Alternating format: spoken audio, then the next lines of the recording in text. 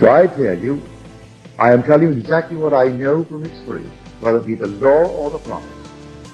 But I am not telling you that everyone will apply it wisely.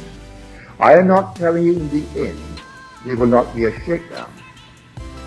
And then there will be a separation of those who really believe it and those who only pretend to believe it. The many who came out of a traditional background, they'll return to it, and they will genuflect before a handmade cross, a handmade figure that hangs on the wall, and cross themselves for good luck.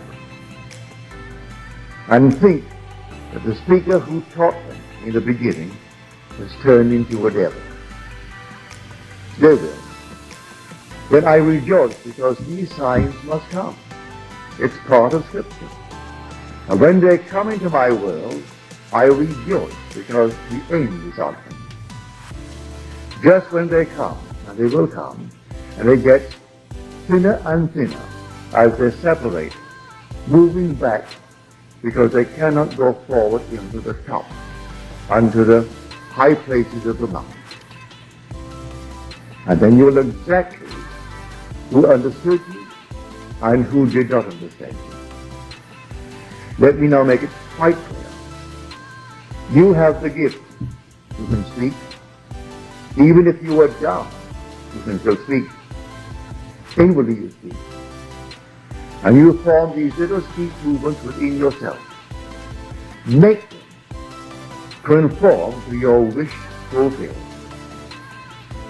Do what Robert Millikan did when he was a poor boy and had nothing but a brilliant mind, a great understanding of literature, but he had no money and he was tired of his poverty.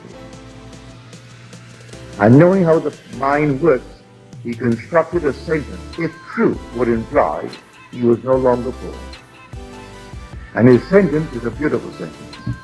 I have, not going to have, I have a lavish, steady, dependable income, consistent with integrity and mutual benefit. That was the great Robert Millikan, who was the head of Caltech, who gave us his discovery of cosmic rays, who when he died could leave a fortune behind to his charity. I know that the YMCA was one of them and got a fortune from it. He already settled on his sons and made them financially independent. But he had enough left over to give to his favorite charities and live a full, wonderful, marvelous life, where everyone who met him benefited by the actual meeting with the great man. And he started off from scratch using this simple technique, using the gift of God that God gave to every person in this world. Mind and speech, whether you be a Frenchman or an American or any other nationality, you have speech and you have a mind. Instead of accepting what you've already done with that gift, you simply ignore it. You brought it into being. All this is synthesized speech, the whole vast manifesting world. As you turn from it and then reconstruct the sentence, change it. As this one of whom I spoke changed the entire pattern. He was a poor boy, the whole family poor, behind the eight ball financially, socially, and every sense of the word behind that eight ball. And he constructed a scene. And as he read the so-called letters, which implied that the family owned the building, he was repeating within himself as he read it. And it took 2 years. He persisted. At the end of 2 years, the family owned it. And from then on, you couldn't stop them. And you're still growing and expanding and expanding and expanding, because he never forgot how to apply the principle. So he was one among those that didn't come within it. He found it just as easy to do it as to know what to do. And others can find it easy to know what to do, but difficult to do it. I've seen it time and time again. So I would say to them, do you not know what you are doing to yourself? Yes, but just give me a one little moment, because I'm so enjoying the feeling of getting even with them, getting even with no one. There is no one else in the world. As you are told, I am the Lord, and beside me there is no God. Read it in the 45th chapter of the book of Isaiah. I am the Lord, and beside me there is no God. Now you want the word, he says? The word is very near unto you. It is in your mouth and in your heart that you can do it. See, I set before you this day life and good, blessings and curse, death and evil. Choose life, that you and your descendants may live. But the whole thing is before you. You can choose death if you want it, because the word is in your tongue. It is on your mouth. It is in your heart, and you can do it now. You don't have to ask who will go up to heaven and bring it down for me, or go into the depths and bring it up for me. It is now, nearer than you know. It's in your mouth and in your heart that you can do it now. But what would you do now? What sentence would imply that you are now what you would like to do? You know what to do. But I say, it's not knowing what to do, it's the doing. Someone got the most marvelous revelation. I was there the morning that it happened. Stop spending your thoughts, your time, and your money. Everything in life must be an investment. And I so loved it, I incorporated that thought in the chapter, The Coin of Heaven, in my book, Awakened Imagination.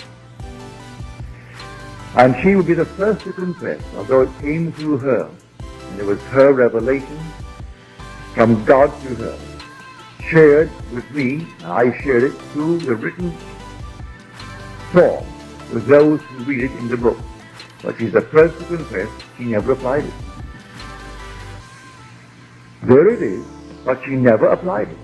She was thrilled beyond measure. She was the medium through which the voice could come. And I can see her now rushing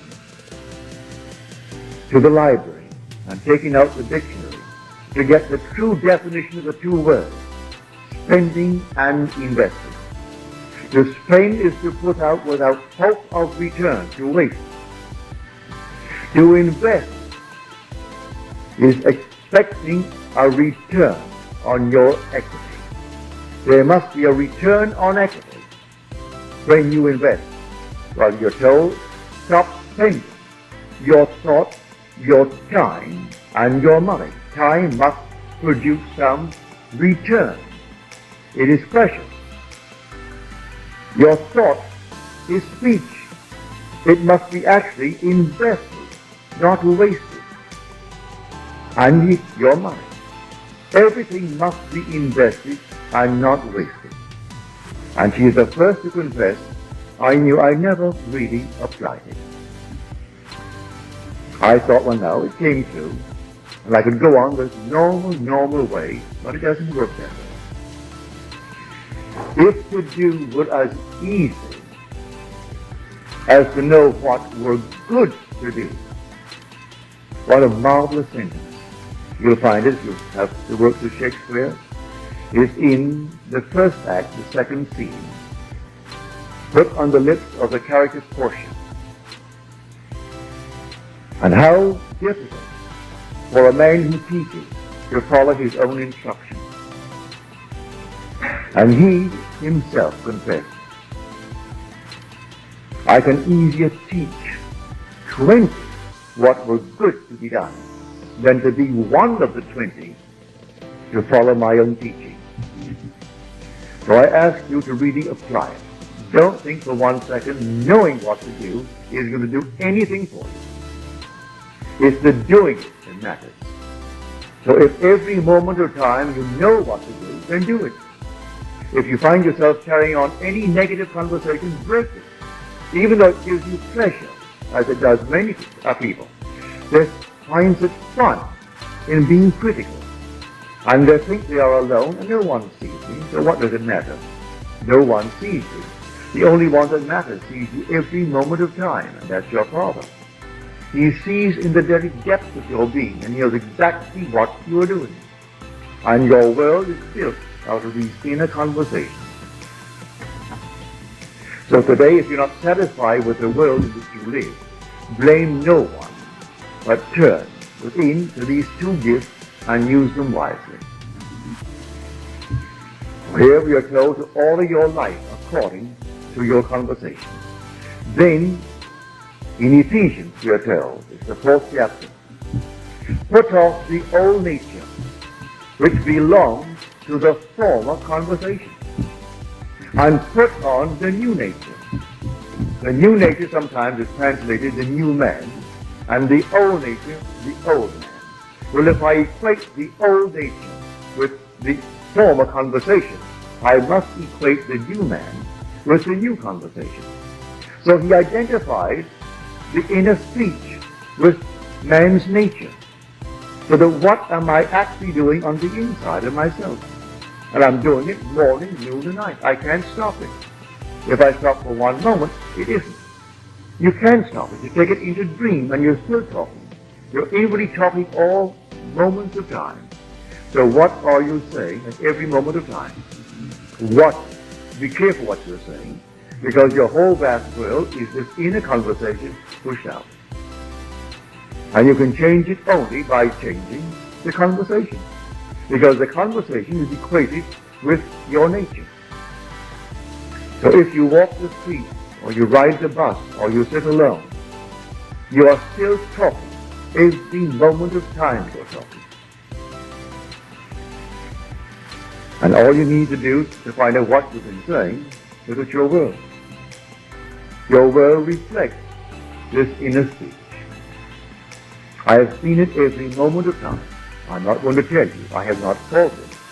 I would not for one moment tell you that I'm always in control of the inner conversation. The phone rings, this happens, and you've told them over and over, and your reaction may not be quite the right one. Well, you reacted anyway.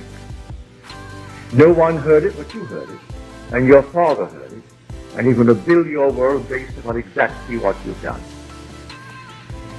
So you watch it morning, noon, and night, because you're going to play this part. The end of everyone's world is Christ. Everyone is moving towards the fulfillment of being God Himself. Everyone. And therefore the story of Christ as told in the Gospels, you are going to play. And when He awakes within you and unfolds within you, and you are Christ, and you know you are, you're going to find those who will eagerly take all that you have to say when you give them loaves and fish. And then this is going to happen in your life. Do not think for one moment, I came to bring peace upon earth.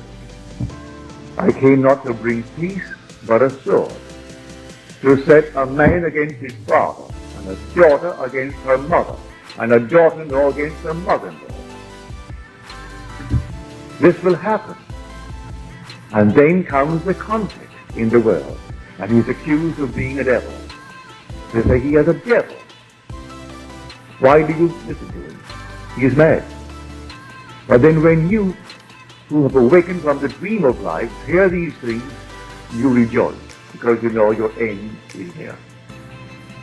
So it has to take place, to separate the sheep from the goats, and let them go back into their world, and genuflect and cross themselves for luck. And then those who can actually follow, will follow. For my own must come unto me. So I hope that everyone here not only listens, but believes what I have said. For I have told you what I know from experience. God Himself came and come into human history in the person of Jesus Christ. in you, in me, in everyone. But when he comes in you, he awakens as you.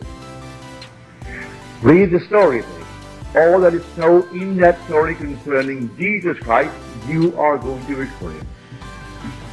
And so when you tell the story to those who will readily believe it, when you feed them with the loaves and the fish based upon the law, how to get the building, how to get money, how to become famous, and all that, they love it. And then you turn and you emphasize the end, the promise. And the promise is you will be as God. You don't need buildings because the world is yours. It's all within it. You don't need anything because the whole is yours. But they can't see that. They want more loaves and more fish. And then something will happen because you didn't come to bring peace upon earth. You came to bring a soul, to separate the old from the new. And the conflict is on. And then, suddenly, eruptions will take place within families. And they'll completely turn against you. But you, knowing that you are the central figure of the gospel, you rejoice. You have nothing but pity for those who couldn't follow beyond a certain point. That's all that you have.